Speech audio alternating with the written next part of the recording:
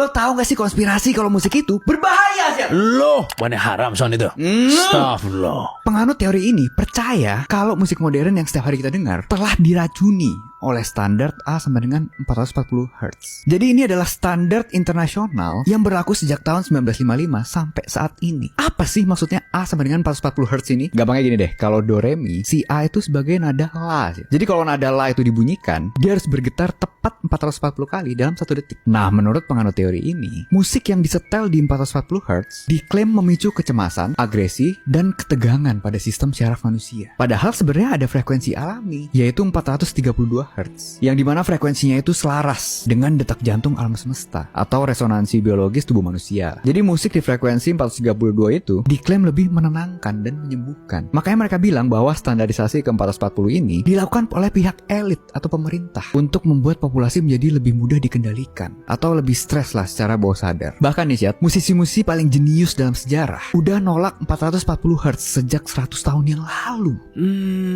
Saking berbahayanya ya. Mereka bilang standar ini bakal ngerusak suara manusia. Tapi perusahaan alat musik tuh menang dan kita semua terpaksa harus ngikutin. Contohnya si Giuseppe Verdi yang adalah komposer opera besar. Dia menolak keras standarisasi 440 Hz. Dia tuh pengen tetap di 432 Hz karena dia merasa itu bikin penyanyi opera bisa nyanyi dengan effortless atau suara jadi gak cepat rusak lah. Jadi dia bilang 440 Hz itu sebenarnya adalah kemenangan para perusahaan alat musik atas para seniman. Ya kalau gue cek faktanya sih sebenarnya standar 440 Hz itu murni keputusan teknis dari ISO di tahun 1955. Ya bayangin aja kalau orkestra di Jakarta, Paris, sama New York punya standar nada yang berbeda-beda, pas mereka mau collab atau rekaman bareng, hasilnya pasti bakal jadi fals total. Jadi 440 Hz sebenarnya cuma kayak penggaris global gitu lah, biar semua musisi di dunia bisa akur dan main bareng tanpa berantakan. Dan juga bukan frekuensinya yang jahat ya, tapi cara industri musik memaksa lagu kita biar kedengarannya paling keras dibanding lagu lain. Jadi musik modern itu diproduksi dengan teknik compression yang sangat agresif, supaya lagu itu kedengaran lebih nyaring dan nendang di speaker HP atau earbuds murah lah. Nah, frekuensi 440 ini dipilih karena potongan nadanya itu lebih tajam, sehingga lebih gampang menembus noise di jalanan atau keramaian.